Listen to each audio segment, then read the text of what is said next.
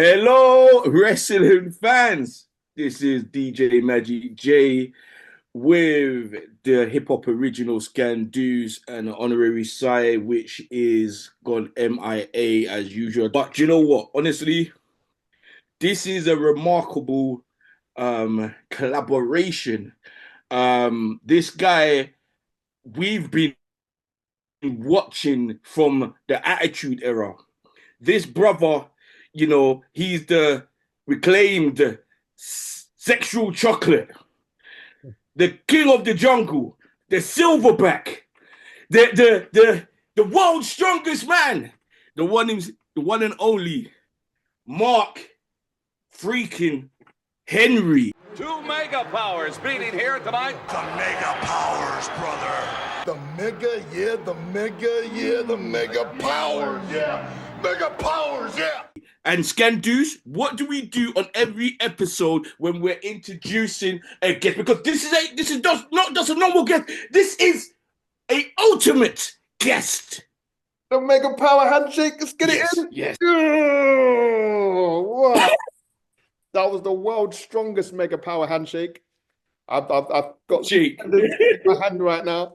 This is episode number Yeah, two. my hand's sore. My hand's sore. I know he's got a heavy grip right now, man. Look, my hands are grip. Wow. Thank you so much for joining us, King, legend. It's definitely an honor to have you on our platform. I appreciate you, man. I just want to let you know that, I was telling y'all before we started that, I value what y'all are doing and who you are. I don't like the name, but no, I'm joking about that, man. I mean, I grew up a Hulk Hogan fan. Randy Savage was always nice to me. I never heard nobody say a bad thing about him other than the fact that Randy was very particular of who he worked with and how he worked with them. And there are some people that are not, I don't know if they're not willing. They were willing because when you work Randy, you made money. But they weren't able to really get into the joy of the kind of preparation that Randy brought to the table, the professionalism that he brought to the table. It needs to be like this. It needs to be like that. We need this kind of energy. If you ain't, and everybody don't want to be micromanaged because everybody don't just strive for greatness. Randy, he strived for greatness, and there was a lot of people that fell short of that with him. So he was a special individual in the business, and I worked with the best of the best throughout history, and I hate that I was 5 years late of working with Randy and Hogan and all of them guys. As much as Hogan has had his issues, like I never really had no problem with him. I didn't even know that there was a problem. He always was respectful to me. He always said, "Damn, I wish I could have worked with you," because my reputation preceded me. People knew my reputation in wrestling of being a professional, and I worked hard. I didn't want to have the same boring ass match every night. I wanted to give the people something, and Hogan respected that. He liked that from the body of work and the people that I work with. Wrestlers always ask when they don't know you, they ask somebody else. So how is he to work with? And nobody ain't never said, "Oh my God, he's the shits." Fucking broke my ribs. He punched me in the eardrum. Like, he scratched me. Well, I did scratch a few people. My nails grow really fast. And Randy Orton, I always joke that, the first thing, whenever me and Randy see each other, he always grabs my hand and goes, "Let me see Man, you need to cut those shits. Oh, Because I would scratch the shit out of you. But that's about it. That's about it. You know, like my relationship with Hogan was pretty sound. I offered to help him mm, Mm, when all of the people was turning on him. But what I realize is people only gonna accept your help when they ready to mm, change. mm, When you rock bottom and nobody gives a shit about you, or nobody respects you or likes you, or they starting to turn on you. You hear how the crowd boos him when he comes out and mm. won't mm. let him talk, and like he brought that on himself.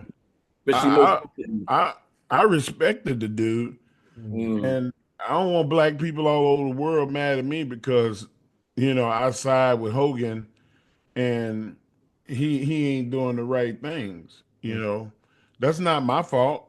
Yeah, yeah, You know, absolutely. Absolutely, man. I'm gonna let y'all lead this horse to water. So tell me, like, y'all. When I said that I watch y'all show, yes, you sir. said, "Man, you need to come on," and I came on. I know y'all have some questions for me. Of I course, know you have an idea of where you want to go, of and course. Yes. I'm gonna stop grandstanding, and I'm just gonna listen and see where y'all take me. Right. Thank you, sir. Okay. Scan. So we're gonna get into obviously your association with All Caribbean Wrestling.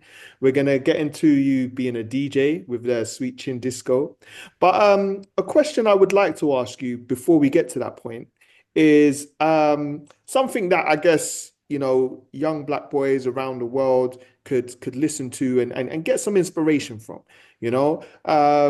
What does it take? What level of dedication does it take to be the world's strongest man? To be the world's strongest man, it's a lifetime commitment, and uh, fortunate enough for me, I started at 14. Really, I started lifting when I was 11, but I didn't compete until I was 14. And I didn't lose until I was 19. So to never lose was a pretty weird type of environment that I got myself into. When I was 14, I was competing against 16, 17-year olds already. So the training is nonstop. There's no vacations. Mm, I never went on vacation. I never had uh, I was blessed. Thank God I never had the injuries when I was that age. I never went on spring break. I never was more than 2 days away from a workout. Um, my body never deconditioned. And I watched the fine tune things. I used to watch TV. There was a show called Body Shaping that used to come on ESPN with Jeff and Corey Everson. And you want to be strong? You want to be fit? I remember the promo he used to cut.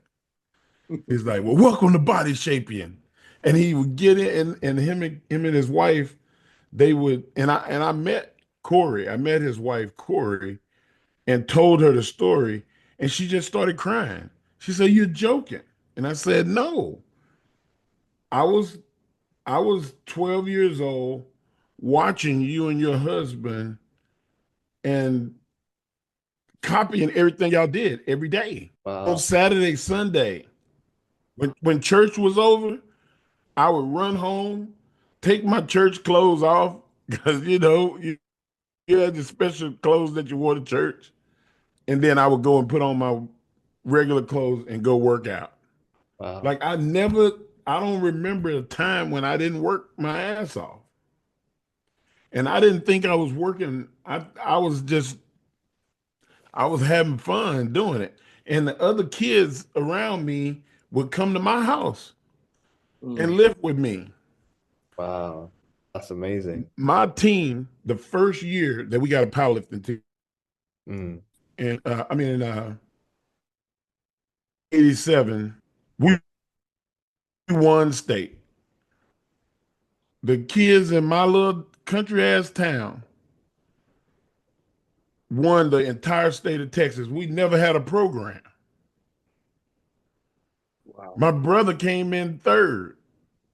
Wow. My older brother, he was 2 years older than me, Mm. came in third at state, Jeez. and he never competed.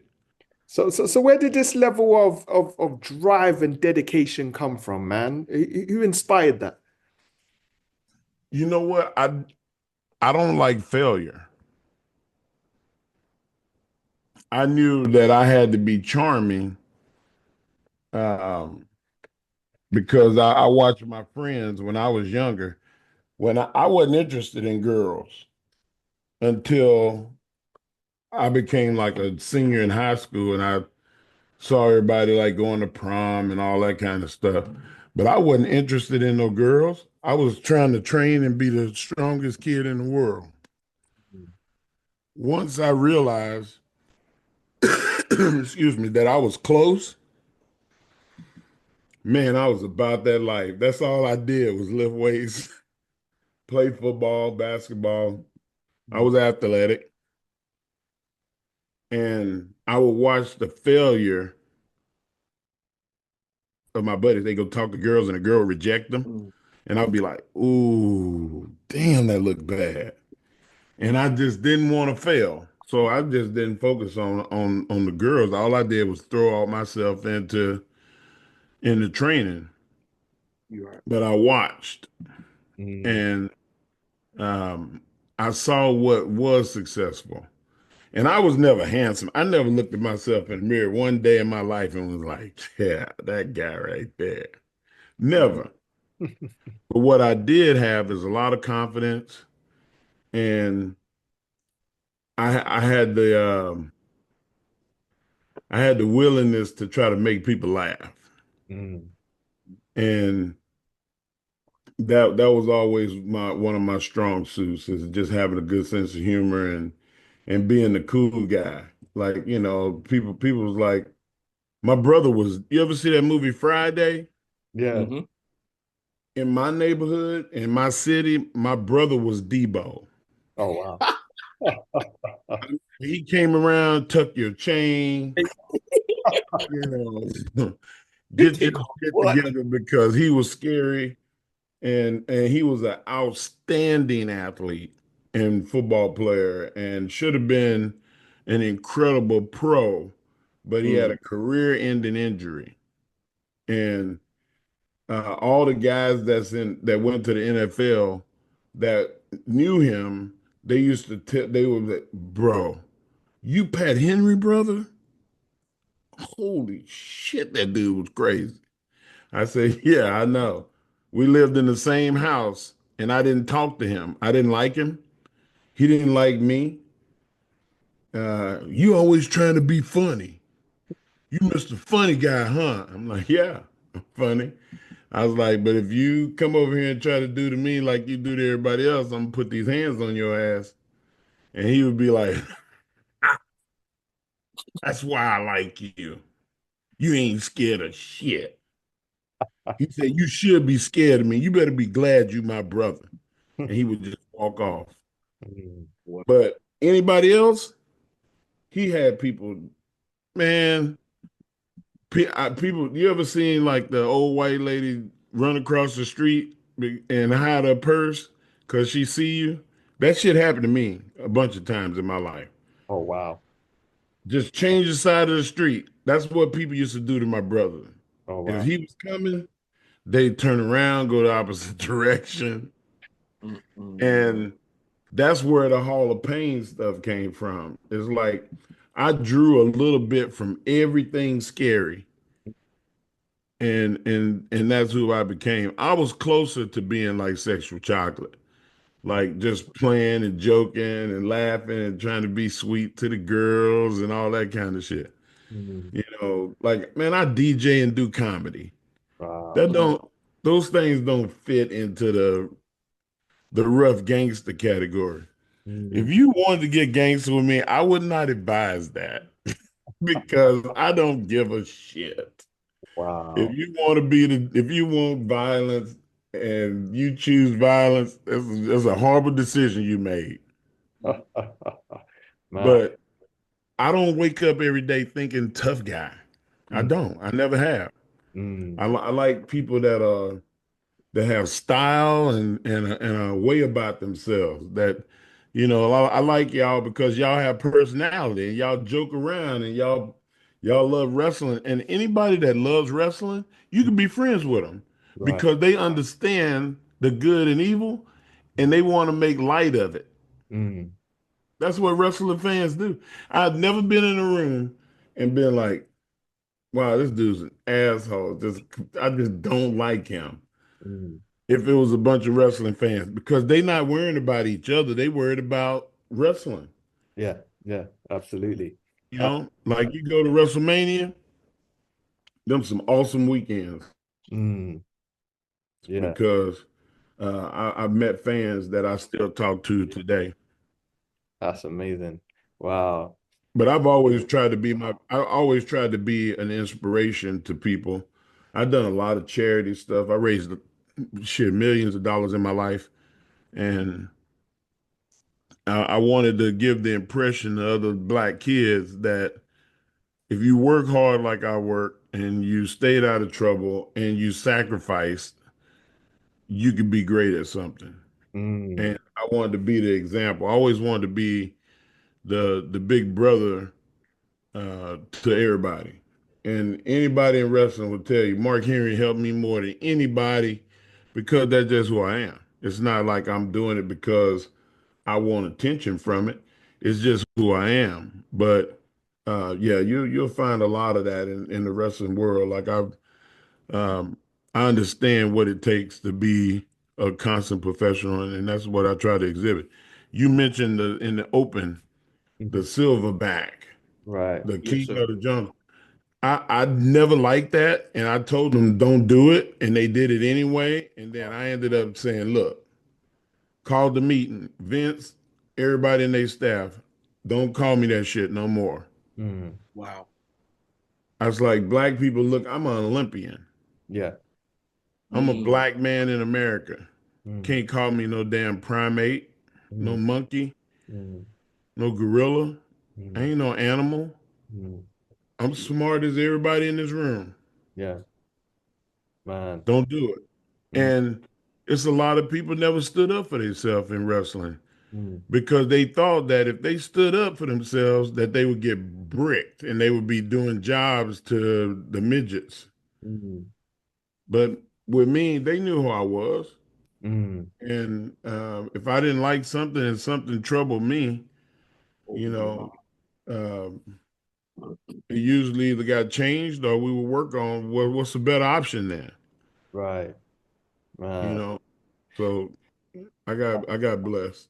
Right. So tell us about your start in the wrestling business and how does that compare and contrast with what your son's going through right now? When I came into wrestling, I didn't even know I could be a wrestler. I just liked it. I was just a fan, like, damn man, this wrestling, like, oh, this is cool. And then Vince McMahon call you and you go, is this really Vince McMahon? I think it's a joke. And the first time I actually hung up on him. Yeah, thinking somebody was playing with me. Wow. And being able to get in and get a start in wrestling, it was rough, man, because at first, like I had all the athletic ability, but I was killing people. I was hurting people. Mm, And then I got hurt myself, like I broke my ankle and it just like it was rough. But my first match was a pay-per-view. I wrestled Jerry Lawler in your house. And like how do you top that? mm, Like people come into wrestling every day. They train for 6 months, 2 or 3 years. They become proficient at it, and then they go on to having a wrestling career. Mm, Mm. I didn't have that. And the wrestlers hated my damn guts because I had a brain. mm, I was somebody already. I was the strongest man in the world. mm, I was a two-time Olympian. mm, My existence in wrestling is definitely going to be different because um, where I started, the wrestlers hated me. mm. I was the first wrestler to have a guaranteed contract. Wow. What? Mm. In the And it WWF was history? in the WWF, History. it, in history of it. Wow. Like the elite wrestlers there didn't have a guarantee. Mm, And that pissed a lot of people off. mm. Say the I didn't make the announcement. They made the announcement. They leaked the information. I did. Mark Henry signs a 10-year, multi-million-dollar contract. And the wrestler was like, what? He did shit. Ah, And they hazed the shit out of me. And I wasn't used to being hazed. So I rebelled and tried to fight my way out of everything. Mm. And that didn't do well for everybody because just like I told my brother, I don't wake up choosing violence, but I'm not the one to do it with. I ain't never started a fight in my entire life. oh wow. Never. And nobody never say that Mark Henry was a bully to me. He pushed me around, he slapped me around, and he started it. Never. Never did it. You could put me on a polygraph, put me on a lie detector, whatever you want to call it. I'm not that dude. My son has been talking. I had to tell him that wrestling is entertainment when he was 12 because he cried when I lost. Oh wow. And I said, Jacob,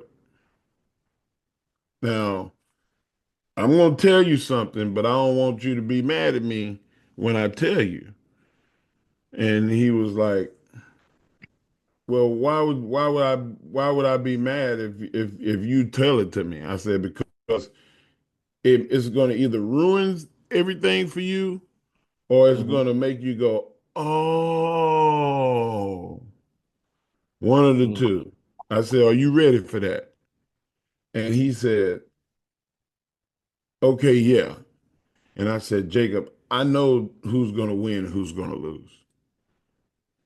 And that's not the point. The point is how you play the game. When Triple H's music comes on and it says time to play the game, and Mhm. it's all about the game and how you play it, that's the realest shit that ever was said in wrestling. Because you have to know what you're doing, and it's how you manipulate the pieces on the puzzle to make it look like something special. And I've been having those conversations with him since he was 12. He knows as much as I know about wrestling, and he's not doing it until he hands me a degree. When Mm. he graduates from college, then he can go and wrestle. Oh wow. And he's been offered deals before. He's on a NIL deal with WWE right now. Name, image, and likeness deal. They have a bunch of the NXT people are on those deals that do sports Mhm. and so forth. He's at the University of Oklahoma. He wrestled this year, had a 2-2 record, Mhm. but his love is football. And now he's in football. He's doing good. As a freshman, freshmen don't usually get to go out and run in the defense or offense in college. He's out there already, practicing and doing well. And the coaches like him. I'm like, Jacob, you live your life, have a life before you come in the wrestling. Because once you get in, it's like the mob. Once you in, you in. Wow. And Jacob has relationships with the highest level wrestlers in the world. Jacob could talk to the Young Bucks and Kenny Omega and Cody Rhodes and John Cena and The Rock and talk to people and ask them questions and they entertain him. They like, wow, Jake, that's pretty good. So he's gonna be fine. He don't need to his plight in wrestling gonna be way different than mine because everybody already know him. Oh, wow. Right. And he's second generation. You look at the Randy Ortons and Cody Rhodes of the world, the Charlotte Flairs, the people that are already athletic and smart, and they come into wrestling, and they dads or moms have already told them this is what wrestling is. They succeed if they don't drink, smoke, do drugs, have attitude issues. My mom and daddy didn't love me. Jacob don't have none of that shit. Mm. He was well loved. He was spoiled, grew up in $1 million houses. Never don't know what a hoopty is. Like, all of the stuff, man. When I say I was poor, shit, y'all.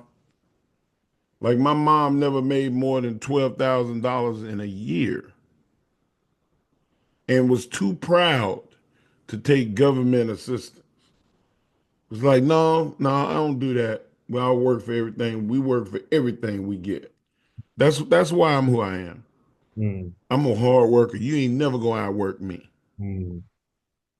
Never gonna do And, it. and talk about being hard working. I know over the years, in the last, 35 years, there've been other, big wrestlers like yourself with your stature.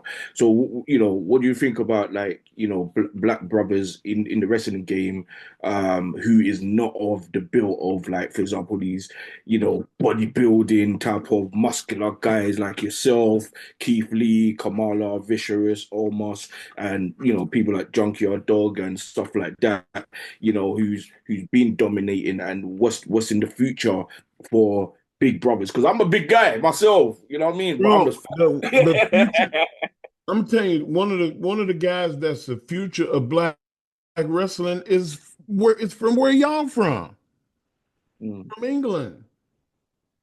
Leon Slater is gonna be the next Booker T. Mm. wow. He's gonna be the next great black wrestler. Watch. I don't, I've never been wrong. Mm, I ain't never been wrong. That's true. That's true. You know why? You know why? You know why I know he's gonna be great? Because he's willing to call me and ask me for advice. Oh, wow. When people can humble themselves and go, what do you think? Because they don't know it all. He knows what he don't know. Mm, Number one. And then number two, he is the most talented motherfucker in wrestling. mm, yeah. He could do Oh, anything and everything. He's he's a combination, in my opinion, of Swerve Strickland and Shelton Benjamin, but he fucking 22 or 23. yeah. You like with his knowledge of wrestling and understanding of wrestling, all he need is a person to teach him the business of wrestling. That's what I'm doing. I'm gonna help him be great right. because So, I know that even when I die, Mm, I'm a man. I could be dead 50 years, and Slater would be 50, and he'll be able to tell people, "Hey, that Mark Henry man told me the game. so can we see? I'm trying to So, live are on." you hinting, and can we see you being Leon Slater's manager? He don't need a manager. He can talk. The motherfucker can talk. He good, man. He got everything covered. He just need time and experience. That's right. all he need. So, And so, opportunity.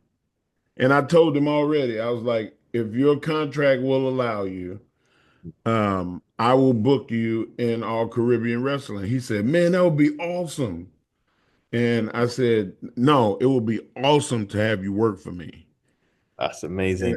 so I can get in your ear and teach you how to negotiate with Triple H and how to talk to Tony Khan Mm. and how to not feel intimidated because you're an independent contractor. Mm. That's what they need. Right, that's right. They need mentorship Mm. and they need the game. Mm. They got all the talent in the world. You, there's a lot that I'm not telling y'all because it's just not proper Mm. for me to tell you that the nasty underbelly of the business Mm. or the sweet science of how to do business. It's just not proper to say that to the press or to fans. Mm. But Leon Slater got me on his team. That's amazing. Uh, And he the most talented guy. Like how do you lose? That's, You can't. man, and obviously we're going to welcome Saya to the broadcast. But I did want to ask you because obviously, you're cited as discovering Bianca Belair and Jade Cargill. What is it that you Braun Strowman, Braun Strowman and countless? Bryan Danielson, Wow. um, um, Apollo Crews, Rich Swann, Baron Corbin. The list, man, I've mentored and helped so many people. There are people that are famous that that, hey man, you need to do this and you need to do that, and you're gonna be fine. Right. And they are household names Right. because everybody had everybody's advice came with a price tag. Mm. I ain't never charged none of them a dime. Right. So, Not one single penny. I've never asked no talent that I've helped for money because I don't do it for money. I made a lot of money. Money don't, I would almost say some hip hop shit. Money don't get me off. Yeah. Like people's fame and people winning is what get me off.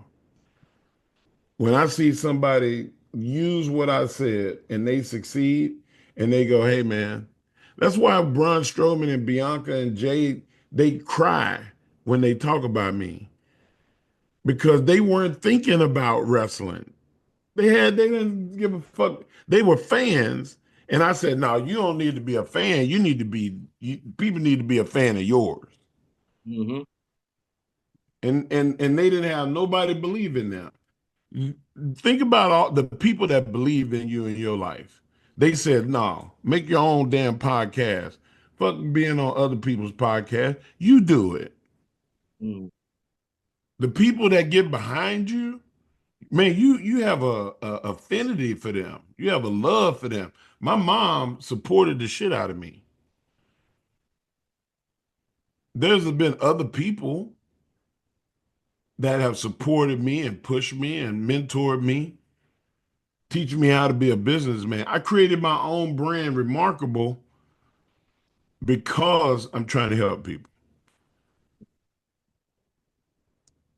Hi, Mark. Lovely to How meet you you, brother. doing? Your Saya. background is not like the Mega Powers.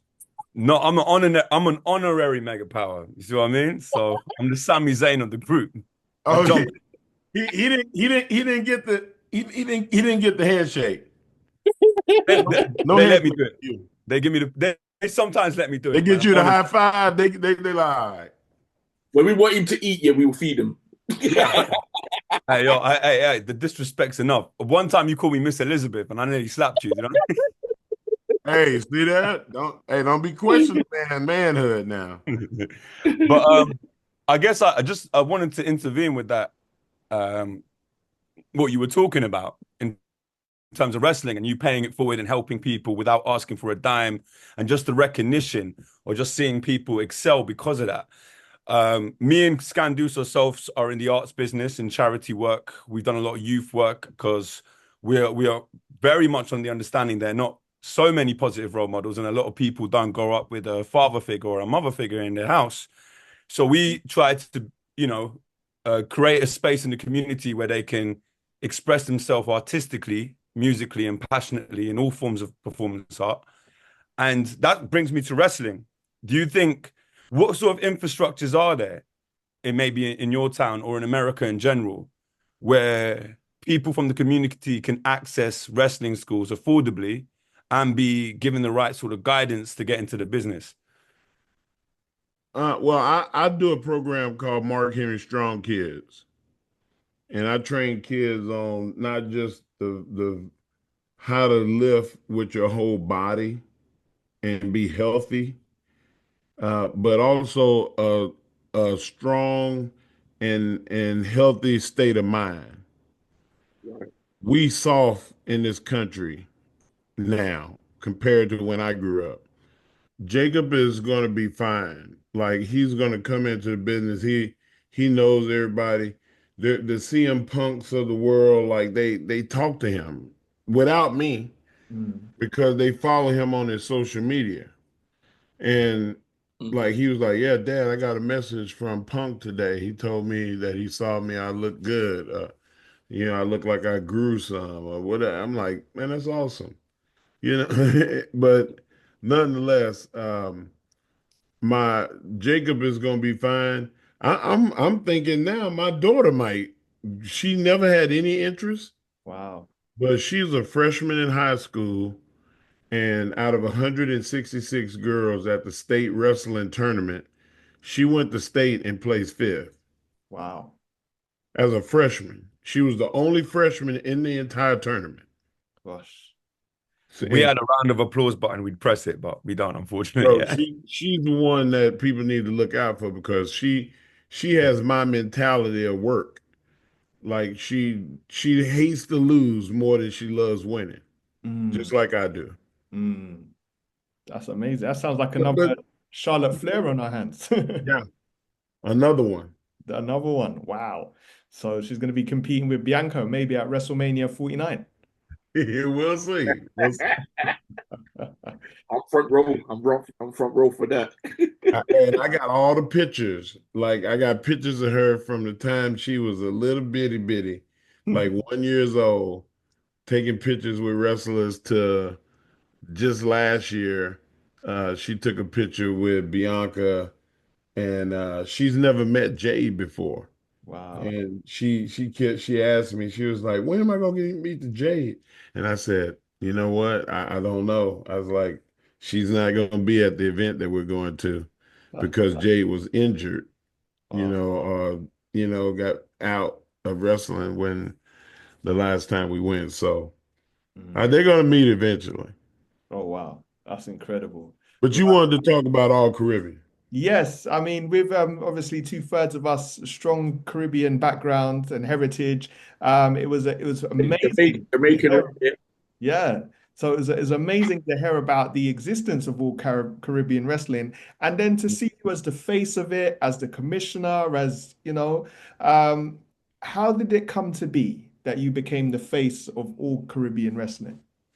Well, there was a phase I went through where I wanted to introduce myself like nobody knew who the hell I was to all the black wrestling companies in the world. And I introduced myself to the majority of them.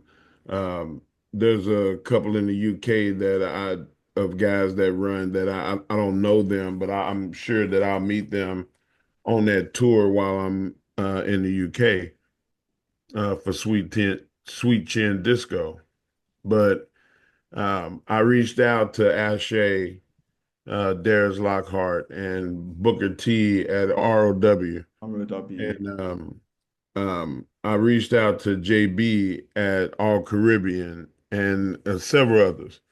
And those were the three biggest ones. And I told them that I wanted to come and, see how they did business because I wanted to have my own company. I wanted to be involved in a wrestling company um, that was black owned because I felt like it was important for me to associate myself with people that I would have an influence on their kids. And I've been blessed to be able to have influence on all kids around the world of all races and colors and creeds. But from the standpoint of wanting to create black cameramen, sound coordinators, producers, directors, grips, makeup, lighting, catering, the full security, the whole gambit of what creates a wrestling company. I know that shit at a high level. I could wake up at 3 o'clock in the morning groggy and still run a company. Mm. And it just so happens that I saw so much potential in All Caribbean, and they were doing okay, without me.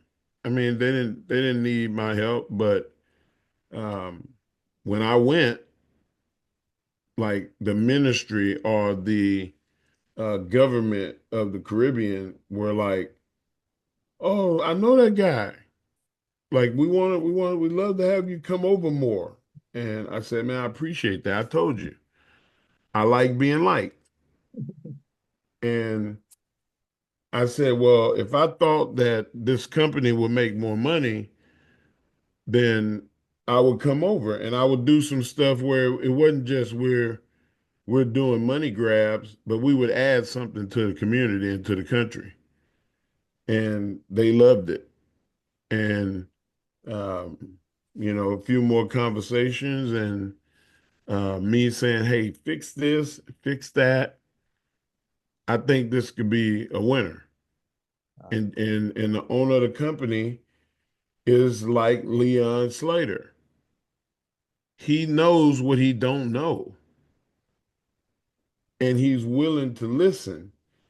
And I talked to him, and I was like, "Bro, I can help you make this more valuable. Like you just making some, key mistakes, or you not even mistakes. It's just that, we just got to tighten the screws up on it a little bit." Mhm. And he said, "Man, I'm open for whatever you want to do." And I said, "Well, I can't come in and build this company up and, I have no investment in it." And we talked and came up with an agreement of how much of the company that I would own and, what I could do to buy in, and I came into the company. And I said, "I'm going to act as the CEO because all of the things that those decision making processes, I want to be able to make them. I don't want nobody telling me what to do." I was like, "It's your and our company. You have the majority ownership, but I need you to listen to me." And he Mhm. said, "No problem. Let's Right. go." And Right. that's a grown ass man right there Mm. because it's not about pride, it's about building the brand. Right. And we have been killing it. Everything that I asked, we've done. WWE has an app to get fans to Roku and to the streaming. AEW has it, New Japan has it, and now we have it. Mm. Like I wanted us to be equals in the production area. We don't spend the money that they spend, but we spend it like they do with the lighting, with the cameras, and we teach how to play to the cameras so we can maximize and benefit the most from uh, an expression and not missing moments. You have to teach your people your talent, and you have to teach your cameramen how to work together to make a beautiful product. And all of those things I understand at a high level. And I was able to, have that say so. And now All Caribbean is a viable commodity. It's not an indie company. It's a wrestling company. Mm. And that's one of our one of the things that I say. It's not some shit that I just say. Mhm. Like some of these companies that you see them on uh, streaming services, they still indie companies. They still cater to the independent market. I'm not trying to uh, cater to the independent market. Um, I want to build, and we are going to work towards next year, two events that are going to be really, really big. We've worked out to where we're going to have a big show that'll hold 15,000 at the Arnold Classic in Columbus, Ohio next year. Sick. And we're going to do an outside stadium show in the Bahamas. They have a football stadium that holds 10,000. So we could probably get 12 to 13,000 in the stadium in the Bahamas. And it's going to be like the Black WrestleMania. Wow. Can I And just say, and we need to cancel our trip to WrestleMania and go to that instead. no, go to both. Go to both. I'm going to go to WrestleMania. It's not going to be at the same time because I want fans. I want to spread it out in enough time that I want everybody to go to WrestleMania, but I want everybody to come to the Caribbean. Definitely. And when we do it, it's going to be comedy shows. There's going to be so many parties.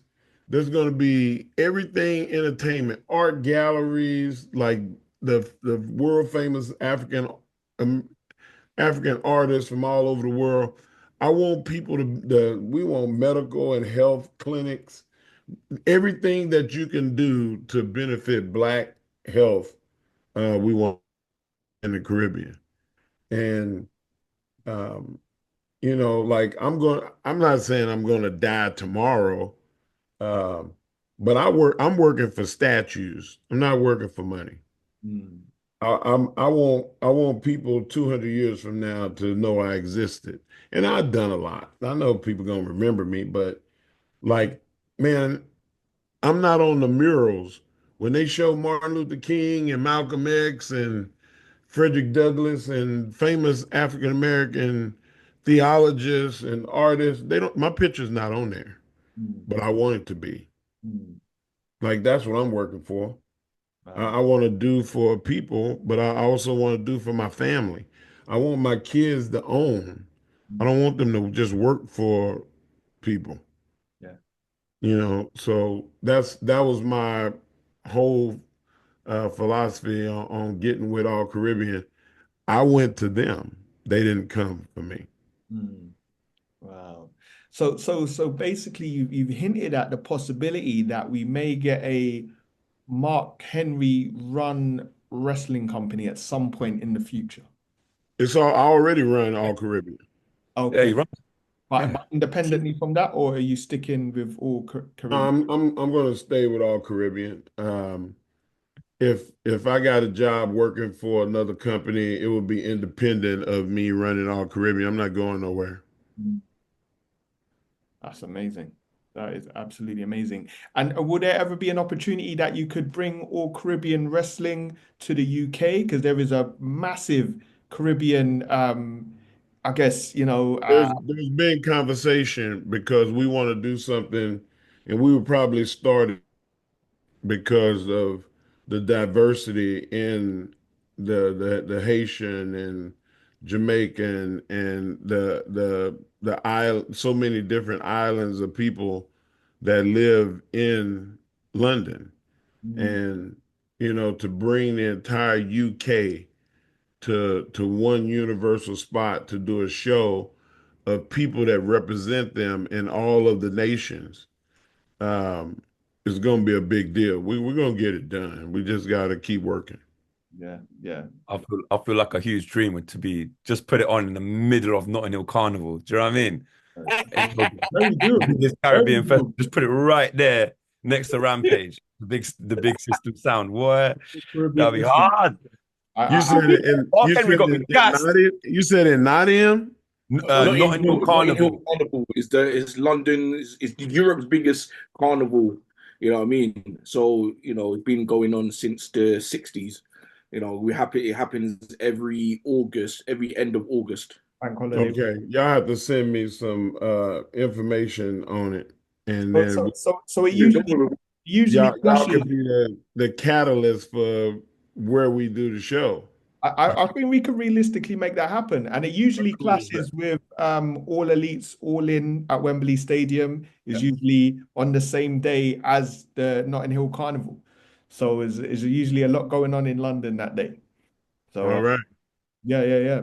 And literally Caribbean people from all across Europe, they all come to London Yeah. for Notting Hill Carnival. So to do a all Caribbean wrestling event that same weekend is Perfect. perfect. You And know? if you watch all Caribbean, like when we have somebody from Trinidad face somebody from the Bahamas or somebody from Jamaica, we got our tag team, the Kentridge brothers, are Jamaican kids from Kingston. They awesome. Um, to see them wrestle somebody from uh, Puerto Rico or Dominican Republic, or we working on getting somebody from Cuba. We want all islands represented. Yeah, yeah. And we're on Tempo TV, Mm, which covers the whole Caribbean. We have a TV deal. Like we not an indie company.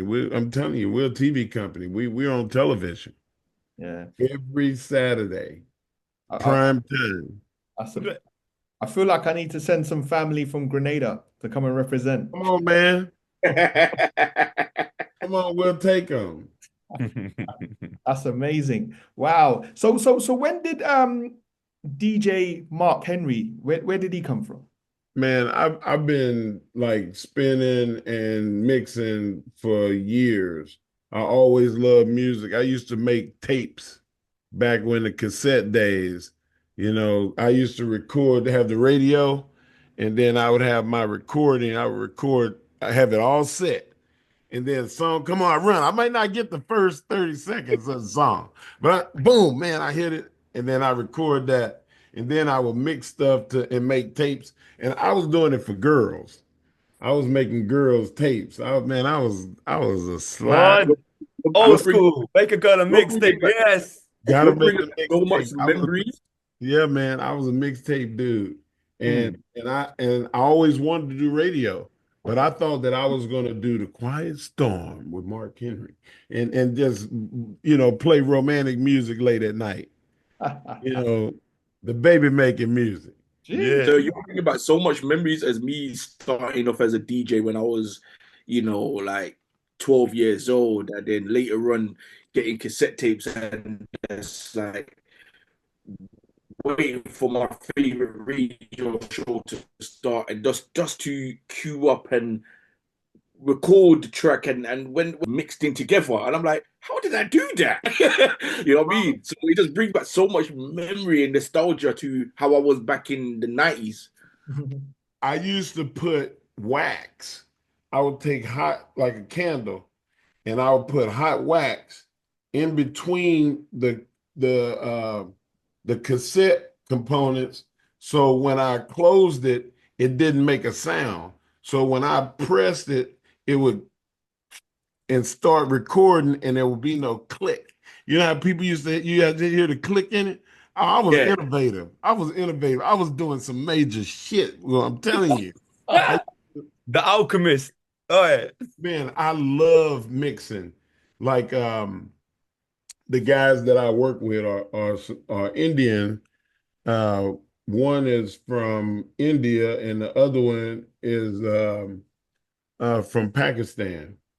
And like he was like, yeah, man, I know this guy and this guy, and one thing led to another. We knew other people. One of the guys that I put on ended up joining the group D12 in Detroit with Proof and all of them. And now he's in Wu Tang. And like he just released some music to me, sent me some music the other day to listen to. Like, man, my connections are deep in music. Like, I know so many people that's how they make their living.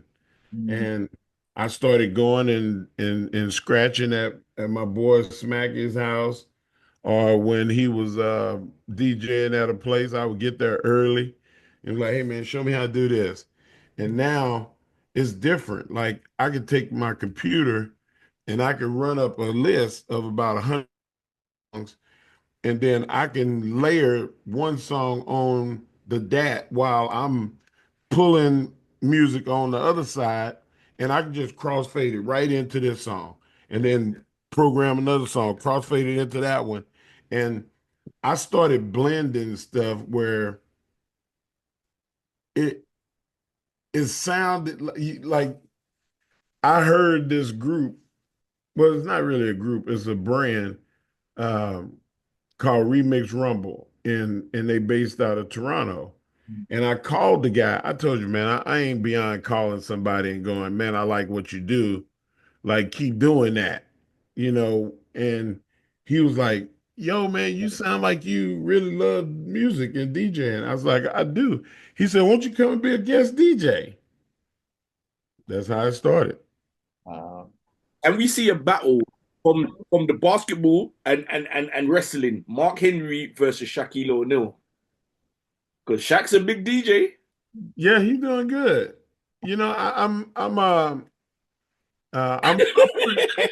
I'm pretty familiar and pretty cool with Shaq. Like if we was able to do something like that, it'd be awesome. But I think Shaq like doing his own thing. He don't need me to get no love. I got I Mm. got I got a couple of questions. Hopefully it'll be quick. One, um, you the I realized only not too long ago because I took a break from wrestling in the noughties, but one of my top five came out to perform for you in one of your entrances. You had the Locks, so you had Styles P, Jadakiss, and Chic. So that's my first question, and the second is your top five rappers. But let's start with the first. What was it like meeting the Locks? Because I'm a big fan of the Locks and incorporating like hip hop in a performance because it's not as common as it maybe should be in WWE. I'm in Harlem. I'm in Harlem right now, and I'm in an apartment. I mean, I'm in a hotel because I sold my apartment here in Harlem like a month ago. Mm. So this is the first time that I've been to Harlem, and I was not in my apartment. I used to live right across the street from Fab Five Freddy. Wow. I'm talking about when I say right across, I'm talking about the road, my house on the street, his on the other side. Like Fab is my guy. I've been around, I'm telling you, when I say it's deep in music, I've been around music a long time. The Locks used to live in my neighborhood. Mm. Cameron, like all of those guys. Um, there was the whole Harlem crew, Mr. Cheeks. Man, I got pictures of me and DMX standing on the block. Wow. Like it was guys that they just lived here. They just like I'm walking the street. And I remember Styles was asking me, he said, man, you don't have no security or nothing? I said, man, I'm my own security. Mm. I said, ain't nobody messing with me, man. I've been robbed before. I've had people try to rob me and go, oh shit, you Mark Henry, my bad, man. Here's your shit back. Man, my bad. You know what? My friend nearly got robbed when he was 15 at a bus stop, and because he was listening to the Locks in his CD Walkman, they left him alone and gave his shit back. But Wow. And that's the power of music, man. Like and the power of people respecting somebody that sees things the same way. I That's why I hang out in circles where people respect what I respect and like what I like because we have fewer disagreements. Right. I was like, what's wrong with this world? It's so easy to fix. Mm. It's just a matter of getting people that have the same beliefs. And if you don't have the same belief as somebody, leave them alone. That is it. Don't talk to them. Mm. Don't go to their areas. Let Mm. them have their space. Yeah. You yeah, don't want nothing to do with them. They don't want nothing to do for you. yeah, yeah. Man. So I so how got lemon. how did the guys from Sweet Chin Disco get in touch with you? Man, they saw videos of me DJing and were like, yo, man, you have got to come and do this in the UK. And I said, listen, man, I'll do it, man, as long as I can make some change and um, I don't have to come over in advance and do the ticket sales. They were like, no, we got it, long lock. We good. We have a good following and we're gonna do the media. And then they were like, we're gonna have Joe Hendry join the tour and come and do some live entertainment for the fans. If you go on Instagram to Remix Rumble, like man, Undertaker Little John. Hold on, man. See, y'all gonna make me pull some shit Hey, up. what? You mixed Little John and Undertaker. Wow. Listen, Hey, man. Hey, I'm looking when, forward to when this I say SmackDown. when I say you can mix wrestling themes, you'll hear them on the if you go on the Instagram, Mm, like that was the thing that to make people go crazy is the is for them to hear what they already know and love for pro wrestling, but they get to hear songs um, that it just it strikes a chord with them. They mm, know from the first sound of what that is, right. and um, I I'm I'm think it's I'm gonna- I'm important. I'm gonna play something. Let me see if you man. I mix Rakishi, Mm, like you name somebody. right. Like everybody's been mixed. So that's the question. It's like, how do you put a DJ set together for wrestling fans? Because you'd imagine being a fan for us, being fans since the late 80s, the early 90s, the music you was hearing was a lot of rock music. Yeah. And obviously nowadays you got guys like Swerve and a lot of hip hop that's integrated into wrestling music now. So from your perspective, how would you put a DJ set together besides mixing in theme songs? No, you get to the flow of it. Like, sometimes it's got to be rock. You can't just isolate music and have it be one way or the other. So what can UK fans expect on this tour when they come and see you? It's gonna be hype. It's gonna be a lot of fun. Um, there's gonna be a meet and greet where people can come and get autographs and meet me and Joe Hendry and all of that stuff. But the important thing is when I start mixing, like I start with um I don't start with people think, oh, you're gonna come out to your theme. Like I don't come out to my theme. I come out to something different every time that's new, that's a new mix. I like that. And like right now I got a couple of them, man, that just like burning a hole in me. And I don't want to just put it out there too soon. But the stuff, if you go to Remix Rumble, you'll hear some Mm, that's already done. But like, yeah, man, I'm gonna get there and we're gonna have a good time, man. People gonna remember it forever because you're not gonna hear the Undertaker mix with Lil Jon. You're not gonna hear uh, uh, Jay-Z or Strickland. mm, Mm. Like, and then I'll have like Limp Bizkit mixed with Alexa Bliss song, like uh the one thing that I had trouble is like trying to mix AJ Styles because it's like a gospel. mm. Mm. And I was like, man, I gotta find something. And I got about two or three options. Like LL Cool J, I Need Love fit just man, it was like almost a marriage. Like I gotta hear that. man, I got one with Roman Reigns theme mixed with Justin Timberlake, Cry Me a River. Ooh. Because those the end on Cry me a river, and Romans music are perfect. They overlay like they were the same song. Wow.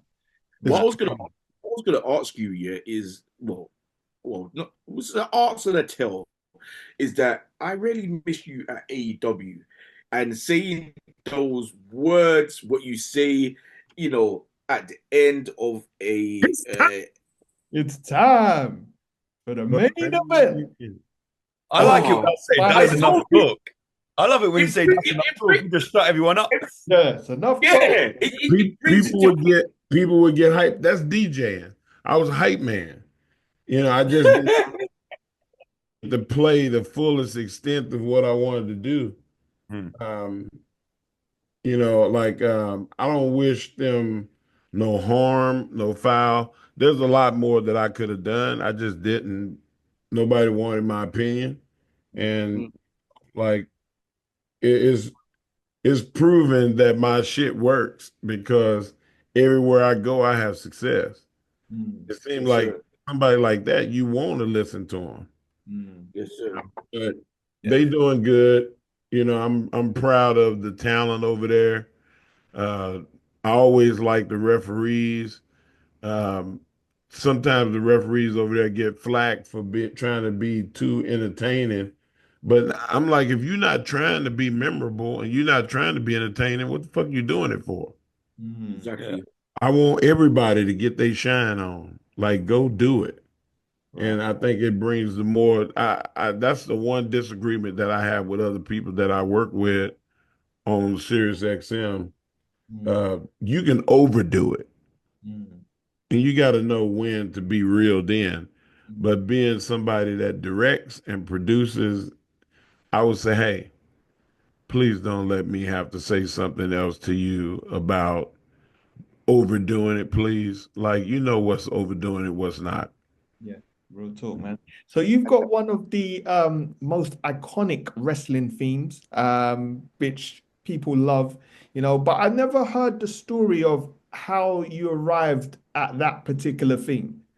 Like, did somebody pitch it to you, or did you find the song, or was it made specifically for you?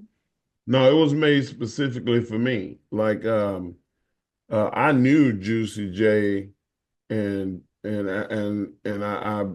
WWE at the time, they had just did a movie and won an Oscar.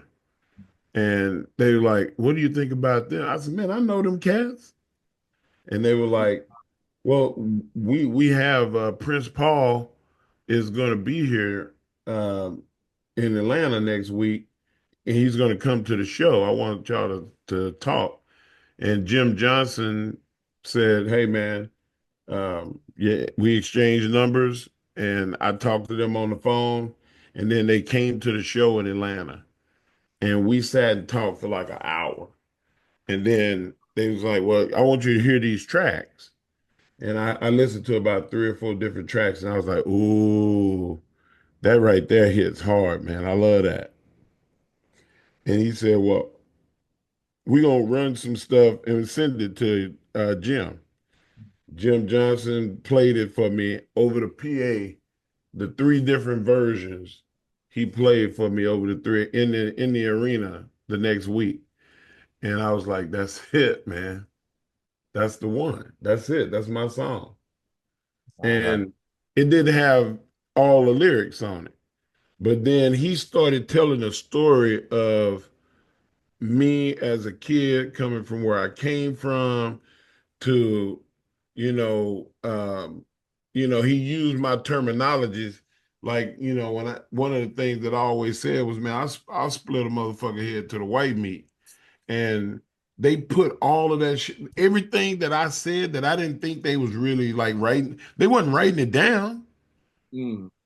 They just talented artists. They just put all that shit together, man, and they made that song, and that song is incredible. It stands up today. I had a tear come to my eye. My daughter put it on her workout playlist. Wow. I was like, "You just trying to get something from me?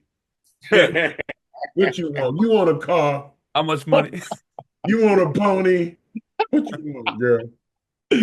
Wow, man. We are so looking forward to you coming to the UK. Yeah, And do you because I remember at the start, I think you had the lineup or the list of dates. I Do do. you still have that? Just so we can let the people know exactly where you're gonna be, what the date is, what city, you know. Should we? before we leave, I'd like to shout out the Busted Open podcast because I know you're heavily involved in that. You know, wearing those bright shiny jumpers, what I saw in your Instagram. So like, please shout that out because that's even your within your evolution of being a radio personality. I don't trust anyone with bright jackets now, and that's your fault, Mark. Well, they call it the lion ass jacket. Yo, And yo, Mark. you want to hear something funny? Get with me. Yeah, boy. Yeah, hey, Hey, Mark, right there. So you've just dropped the bombshell that the salmon jacket is coming on tour. Yeah, man, I'm bringing the salmon jacket with me. Hey, oh, look at Mark, look. You ready? Hey, it swallows me up now. I'm not that big no more. I was 100 pounds heavier Wow. in that. it's been Don't worry, tailored. when we see you, I will try it on because I'm a big guy. See, I'm trying to tell people that John Cena was not a nice person. You're right. I You're was right, man. And he's just been like that. wearing bright That's jackets what in the he last 5 years. deserved. What he deserved. But let me give you these dates, man. Yeah. I'm Yes, sir. I'm going to be in Manchester on the 21st. I'm going to be in Belfast on the 22nd. On Nottingham on the 23rd. Glasgow Glasgow, on yeah. the 24th. And then I'll be in London on the 28th and Birmingham on the 29th. Oh wow. And man, it's just that's gonna be you you You dude. did the fist pump when I said Birmingham. So you must live close to Birmingham. We're in London, but Birmingham's like an hour and a Hey, half, 2 hour drive. yeah. Yeah, Okay. man.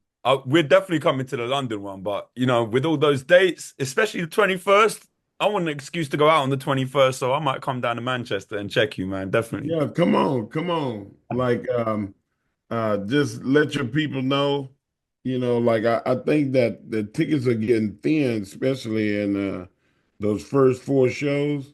I Mm, think there's still stuff available for London and Birmingham. right. Uh, Maybe discounted tickets for people that show up in salmon jackets, maybe. listen, man, I'm coming over there trying to get that money, man. I ain't trying to give no discounts. Yeah, man. Come on. Scan I'm do trying to something. leave it. I'm trying to leave an experience on people's mind. Fantastic. Fantastic, So man. talk to us about the Busted Open, sir, because I know that that's going very well. Oh, we're killing, man. We're killing. Like Busted Open Radio. We've been striving, man. We want to get our own channel. We've been begging and pleading. Mm. People come over. We have people from Australia and Canada and Africa and the UK is strong that Mm. listen to the Busted Open and have the Sirius XM. And now we're probably doing close to 500,000 listeners a week. Oh, wow. Like we doing really well. So I think that we can sustain a channel. I'm praying still. Dave LaGreca is screaming from the top of the highest tower, Mhm. busted over 24/7. Like we want it. And Wow. and fans want it. They want alternate programming. Like if somebody said, Markin, what's your hidden gift? And Mm. they'll be like, is it DJing? Is it running the company? This or that? No, it's cooking. Like my mom and my grandmother both were chefs, Mm. and I grew up cooking. I can go in any restaurant, cook anything on their menu. Right. What's And what? So Excuse me. we know what your signature move is, but what is your signature dish?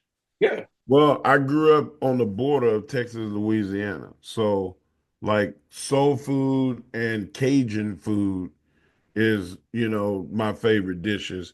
I can do French Mediterranean uh, very proficiently.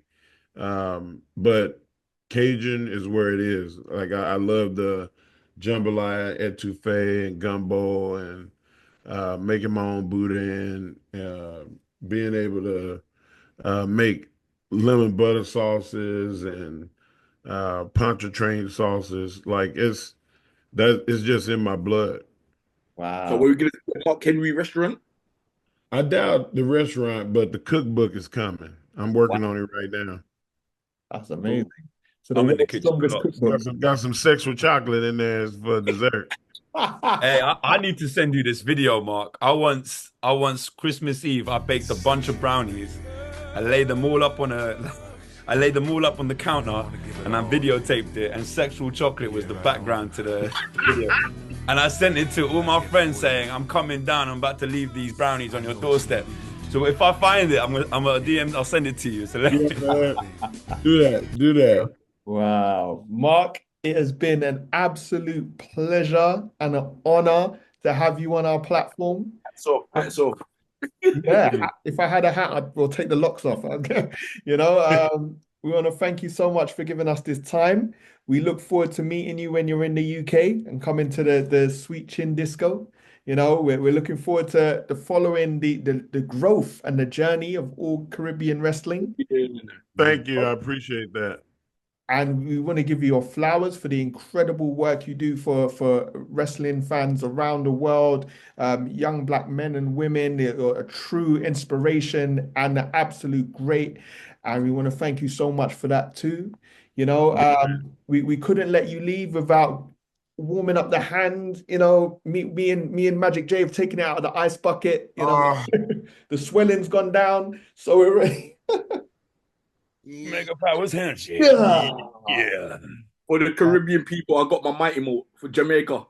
Oh, there we go. I'm more of a team guy myself. That cup, bud. I got something else from Jamaica, but I can't show it on the screen. Yeah, we already know. We looking at your eyes.